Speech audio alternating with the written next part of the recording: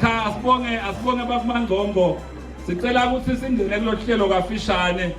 lokuthi nine sike sinive nje kokuthi ngoba sinebahlonishwa la sinive kafishane ukuthi kopha nine iParliament yenu ngoba nayi ihlekini nami ngicela ukuthi imane ngiphathise iParliament ngokuthi sesibonile ama minimum wage sibawashito letinye tinkampani ukuthi bathi bo 3.5 but under leto nkampani leto kunemagontakala la ngaphasi nawo solo sika authority siyafana but utathi lo we minimum wage lo amsobhala 159 ukuze atobhala lo 3.5 but kwalo lahlathini ubhala 70 rand ayiyakhe le minimum wage lesiyidinga kulelibe lokusho ukuthi kukhona sibabukela phansi kwale nkampani letithi mina ngidamqinisekisa lo ngaphasi kwami ngoba nginemali ngicela ukuniphathisa ukuthi sicela sokulungisa lokho because emalungeni eParliament asaye eParliament kwekuthi sibo somabhizinisi labancane abasafuna ukuthuthuka bayembili lamaboda ngikhumbula kahle ngikhumbula ngiva eRadweni bathi manje uma ngabe uthenga eSouth Africa maybe devoletithi abo 1000 ledlula 1000 khani uqala kunanga kubhadala iTax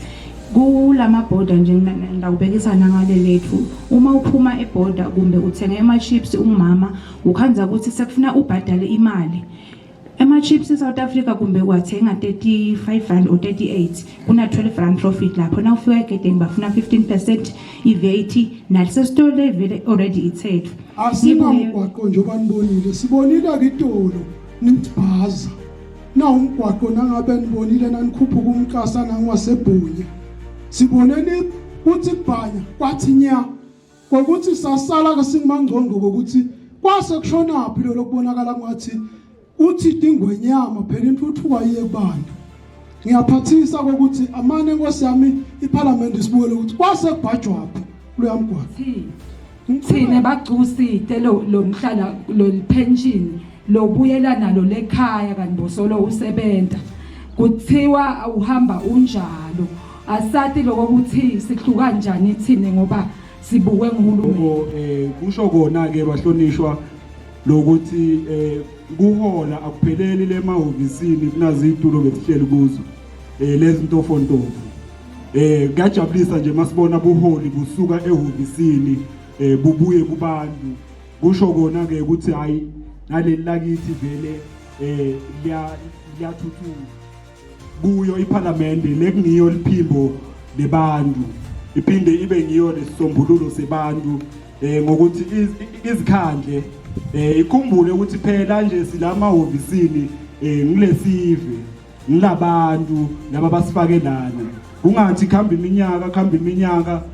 solo iParliament sigcina kuyibona speaker njengoba bashilo labanye ukuthi awu speaker solo bamgcina eTV bamgcina nalapha eBuycash eBhuya batho konje eBuycash nguspeaker kuyajabulisa lokho speaker lokuthi nizishiyile itulo ezicomfortable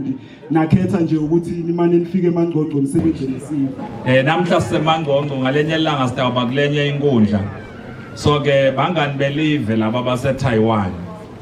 babese ke sebabona kubuhle ngokuthi sibe kanye nabo kulolu hlelo sisavakashela tonke letinkundla letikhona event sebasipha ke nanga ema-rice ngokuthi nasiye enkundleni le council yaleyo nkundla idase seyikhetha abantu laba sibona ukuthi mhlawumbe akube ngibo labahlephunelwa le rice Taiwan really appreciate the friendship extended by the government of Eswatini, by His Majesty and by the people of Eswatini. So this is the love from the Taiwanese people. So I think we, Emaswati and the Taiwanese, we are really, we are family. Thank you.